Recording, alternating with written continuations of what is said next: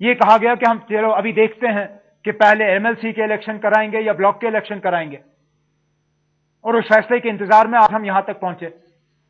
अब चिट्ठी के जरिए हमें कहा जाता है कि आप इनको एम्पावर करिए।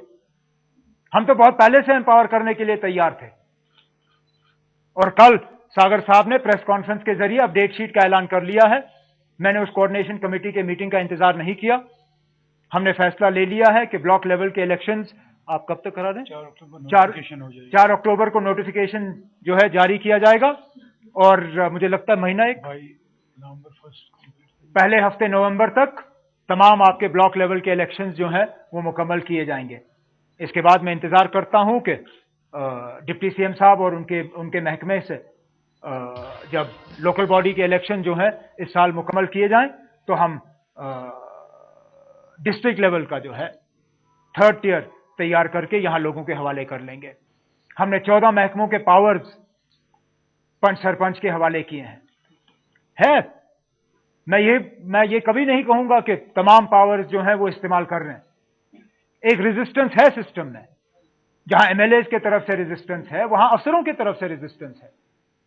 30 साल इन्होंने कभी पंच सरपंच के साथ काम नहीं किया है, आज भी नहीं चाहेंगे कि एक नया जो है सिलसिला शुरू हो।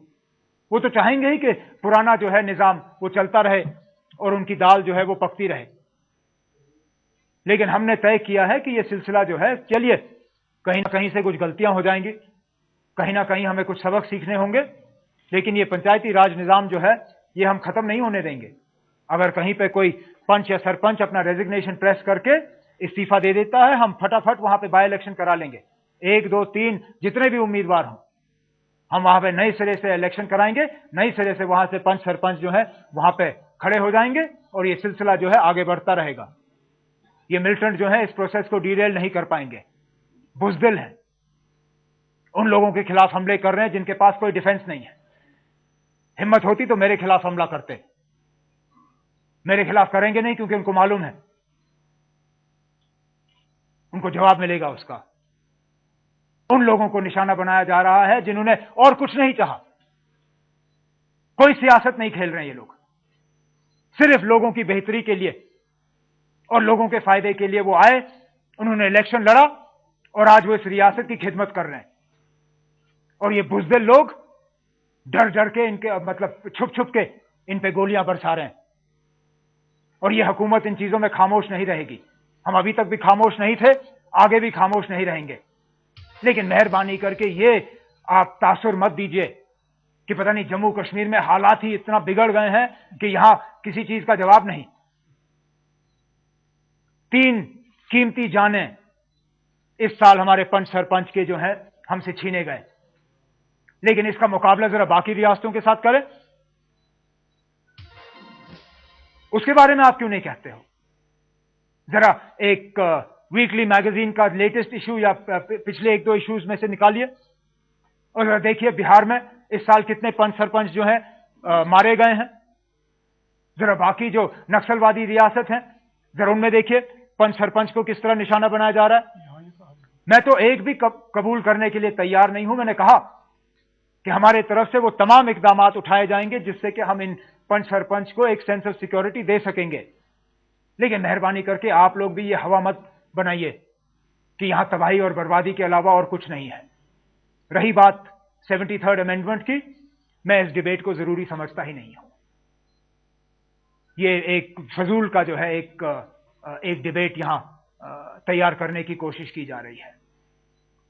हमने हमेशा कहा है कि हम तमाम वो पावर्स पंच सरपंच को दे देंगे जो उन्हें अपने जो है ड्यूटीज या अपनी रिस्पॉन्सिबिलिटीज को निभाने के लिए चाहिए होंगी।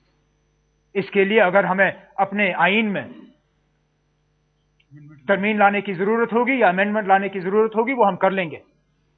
लेकिन 73rd, 74th amendment, 74th amendment को जम्मू कश्मीर की रियासत पे लागू करने की जरूरत नहीं है।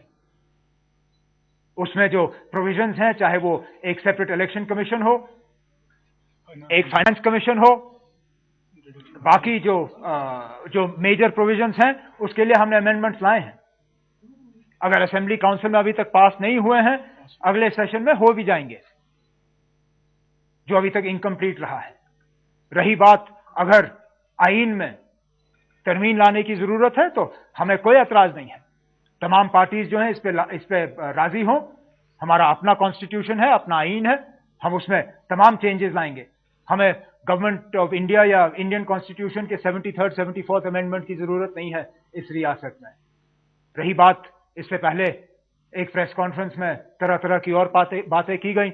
मैं जरूरी नहीं समझता हूं कि उन बातों पे मैं यहाँ पे आपका वक्त जाया करूं और उन चीजों का जवाब दूं, लेकिन अगर इसके बाद आपके कोई सवाल हो तो मैं उन सवालों का जवाब देने की कोशिश करूंगा एक एक करके।